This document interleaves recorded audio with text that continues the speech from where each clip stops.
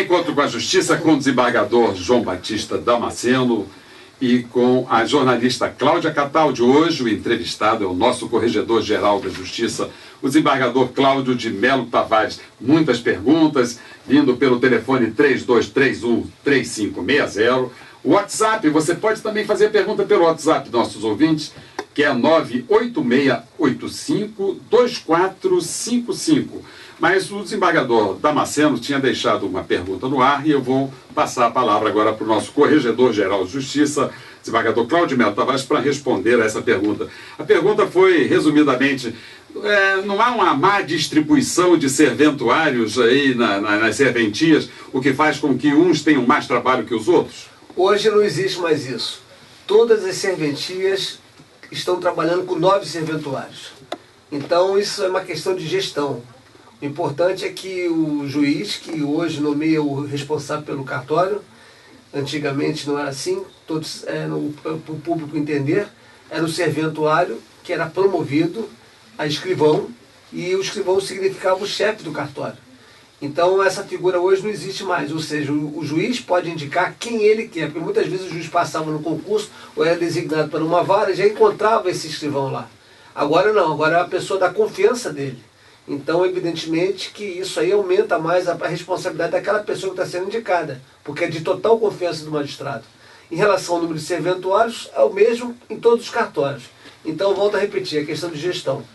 Cláudio, quanto maior a crise, maiores são as brigas, quer dizer, maior o processo de judicialização, eu tenho a impressão que o seu trabalho tem aumentado aí exponencialmente? Sem dúvida nenhuma, né? A crise existente faz com que o cidadão comum ingresse com ação contra o Estado, ingresse com ação contra o município.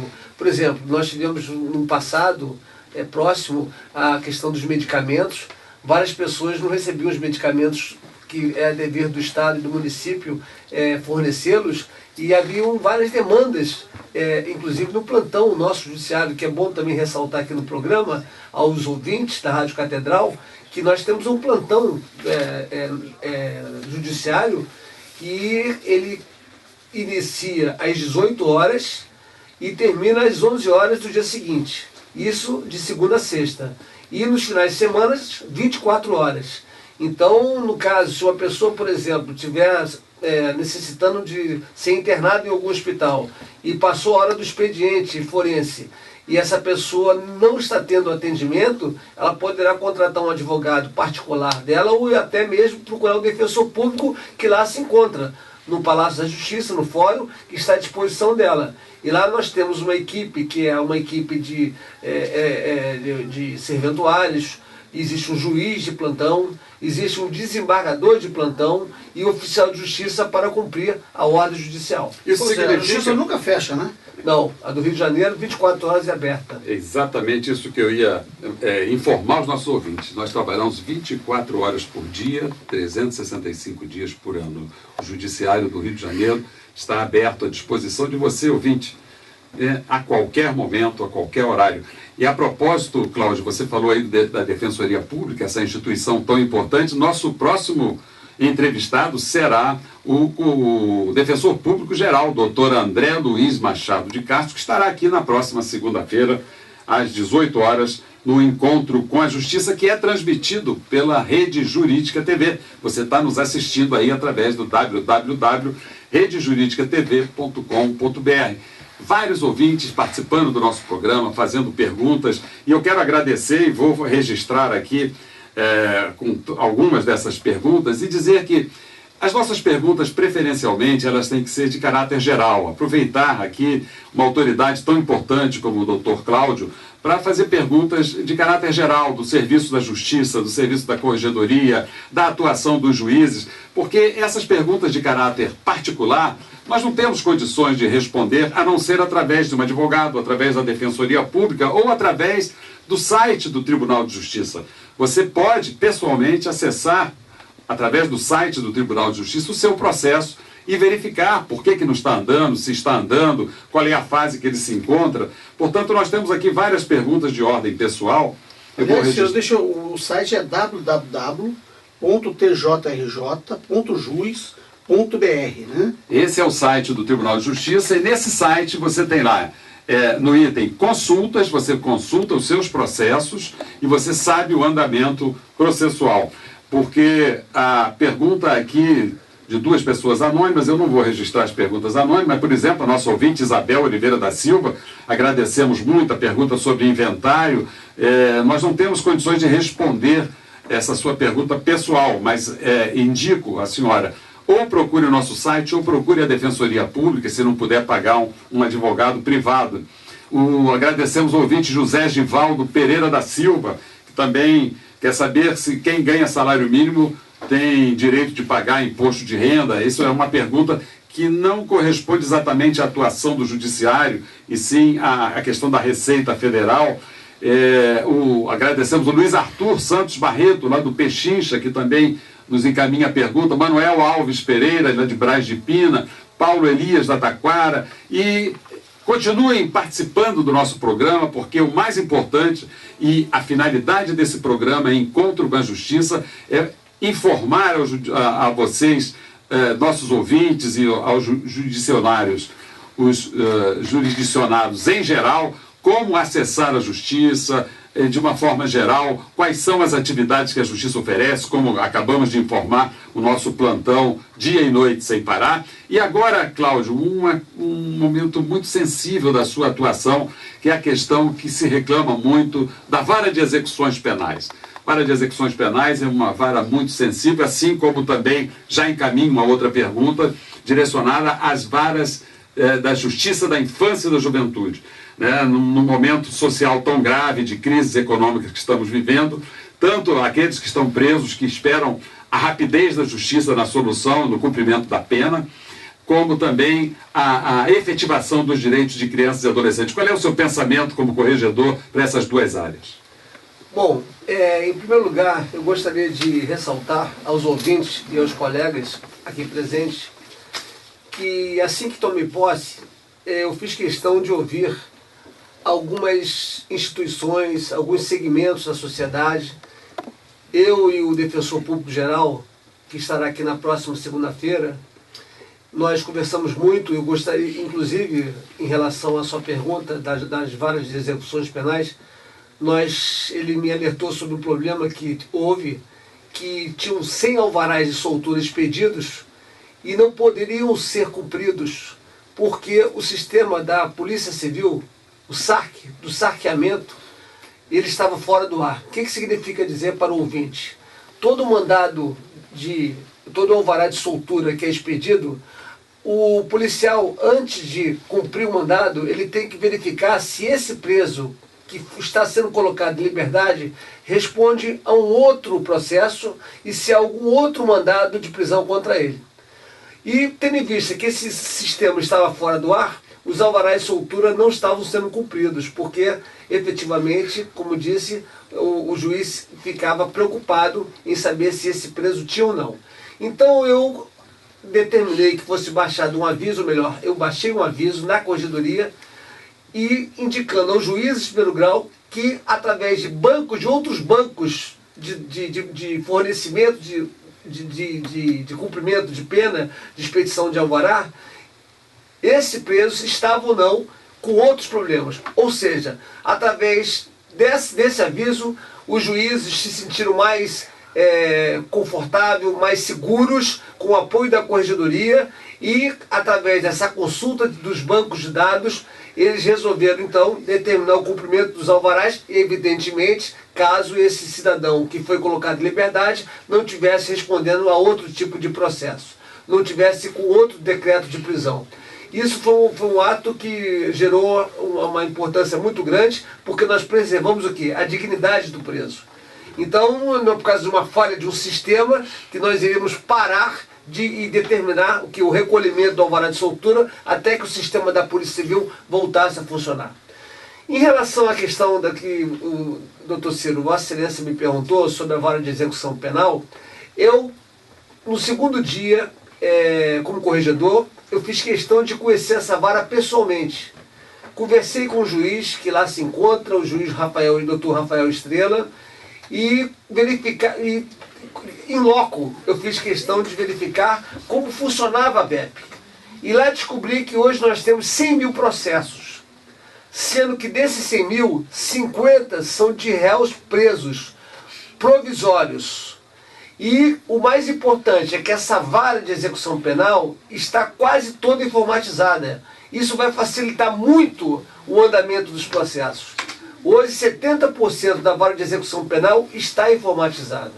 Então, com isso, vai facilitar muito o trabalho e, evidentemente, fazer com que essa questão da área penal, principalmente dos presos, que hoje nós temos uma média, né, de mais de 26 mil presos no estado do Rio de Janeiro, que alguns alegam que têm direito à liberdade, à progressão da pena, isso irá ser constatado imediatamente.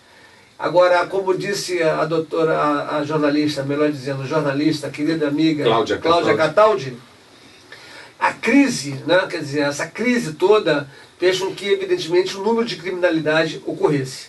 Haja vista que hoje de manhã, no canal de televisão de grande repercussão, nós verificamos que no carnaval de rua, né, que é um carnaval assim, extremamente democrático, as pessoas foram assaltadas, ou as pessoas foram feridas, quer dizer, um verdadeiro arrastão. Então a criminalidade, né, assola no nosso estado. E isso justifica o número que nós nos encontramos na VEP já em fase de execução. Aproveitando que nós estamos nessa área da criminalidade, a Corregedoria tem a obrigação de correcional, quer dizer, de fiscalizar. Nós, juízes, temos a obrigação de fiscalizar o sistema penitenciário. Nós fiscalizamos efetivamente, corregedor? Porque se fiscalizássemos, nós não teríamos esse estado caótico do sistema penitenciário. O senhor pretende interferir nessa verdadeira fiscalização? Porque a pena que nós aplicamos é a pena de privação de liberdade. E o que ocorre é a privação da dignidade da pessoa humana. A responsabilidade não é do judiciário também? Bom, aí é uma pergunta que eu, no momento, não posso te responder seguramente, porque tomei posse há menos de 30 dias, ou 30 dias, então estou tomando, assim, estou fazendo um mapeamento da situação, né? Então, antes de, evidentemente, verificar, né, se realmente o Poder Judiciário poderia interferir, no caso, né, desse sistema prisional, né, porque é uma atribuição, nós sabemos, que é do Executivo, né? Então, nós devemos, evidentemente, fazer um estudo para te responder essa pergunta. Prometo que, brevemente, te responderei. Agora, eu quero lhe dar os parabéns, corregedor. Eu li esse aviso, né, e pela primeira vez eu vi algo desta natureza editado pelo Tribunal de Justiça, né, autorizando os juízes a consultarem o banco de dados do próprio tribunal e verificarem se existia ou não outro motivo para que a pessoa permanecesse presa. Eu, como juiz da Baixada Fluminense, né, eu estou no 24º ano na magistratura, né, 18 deles, né, na Baixada Fluminense, Magé e Nova Iguaçu, eu já vi essa situação de plantão, por exemplo, num domingo, em que alvarás de soltura expedidos na quinta, na sexta e no sábado não tinham sido cumpridos porque não tinha feito esse sarqueamento, né, esse sistema de avaliação desses registros. Teve num plantão deste, eu cheguei a descer com o oficial de justiça, avisar a segurança do tribunal, pedir a segurança do tribunal para ir ao SARC e estipular prazo para que aqueles alvarás fossem sarqueados, né? E foi muito interessante, porque eu liguei para o delegado, né, na época da Polinter, avisando ele que eu estava a caminho, né, para exigir, marcar prazo para que ele sarqueasse. E quando eu cheguei, eles já estavam esperando, e em meia hora resolveram tudo. Então tinha preso de quinta, sexta, sábado e do próprio domingo, o dia todo, né, que eles não sarqueavam. E no momento que eu tomei essa providência, né, indo diretamente a Polinter, em meia hora, 40 minutos, eles liberaram todos os presos. Então a sua decisão, né, o seu aviso, ele foi exemplar. Eu nunca tinha visto isso, né, editado por nenhuma das autoridades do Poder Judiciário. E eu acho que nós precisamos ter essa preocupação. A pergunta que o senador Ciro Darlan fez, né, o senhor está chegando agora, né, nós temos uma responsabilidade e nós podemos dar, né, este passo. Tá? E quero me colocar à disposição, né, para esse espaço que o senhor vai dar, né, pela experiência que eu tenho no 24º ano, né, atuando, né, na magistratura fluminense. Muito obrigado. Corregedor Cláudio, a quem reclama, o senhor falou no primeiro bloco sobre a celeridade da justiça. A quem reclama que a justiça é morosa, qual é a sua opinião? O senhor acha que faltam serventuários ou o senhor acha que falta eficiência aos que já estão lá? É o seguinte, a questão não é de agora, né?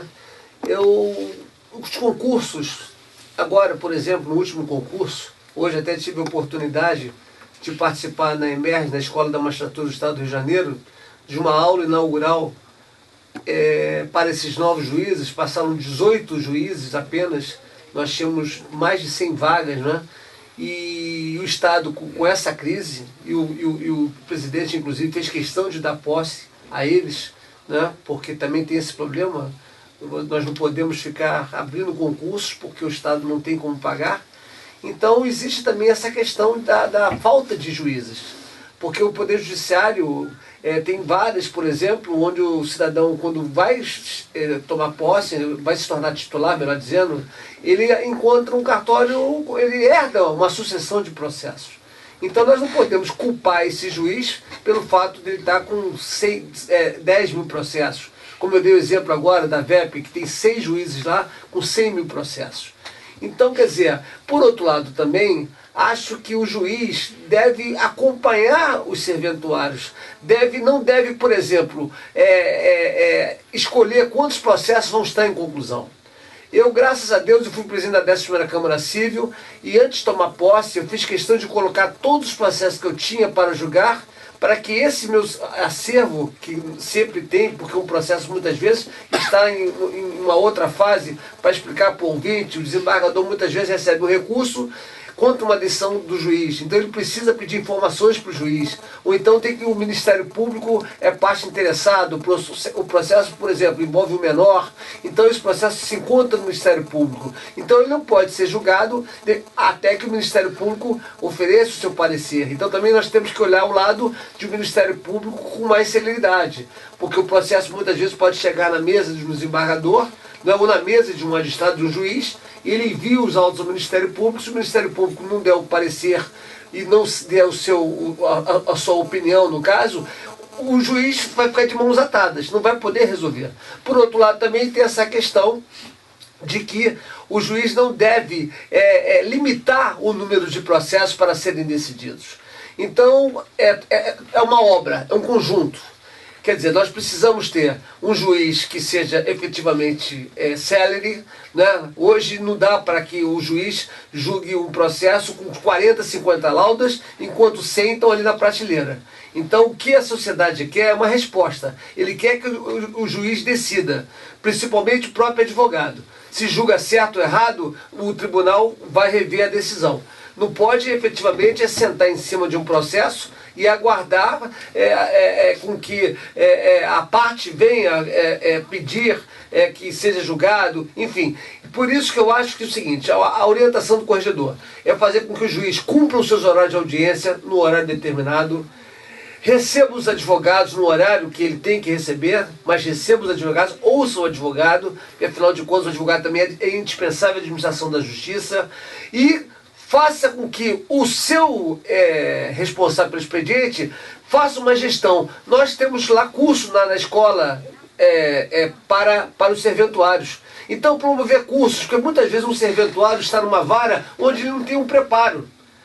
Nós temos também que verificar esse outro ponto de suma importância. A VEP, por exemplo, é um local onde o serventuário tem que estar preparado para trabalhar na VEP. Ele tem que estar vocacionado para trabalhar na VEP. Então, significa dizer que há um conjunto de fatores que fazem com que a justiça seja lenta. Não estou aqui me eximindo de qualquer responsabilidade, não. Acho que nós devemos caminhar muito, mas acho que nós estamos fazendo um trabalho. O Tribunal de Justiça, por exemplo, do Estado do Rio de Janeiro, eu posso afirmar com toda certeza que é o melhor tribunal do país. Agora, nós precisamos efetivamente ter um olhar especial para a primeira instância. E os nossos ouvintes continuam fazendo pergunta através dos telefones 3231-3560 e no WhatsApp 986-852455. Vamos a um pequeno intervalo e voltamos em seguida com o programa Encontro com a Justiça,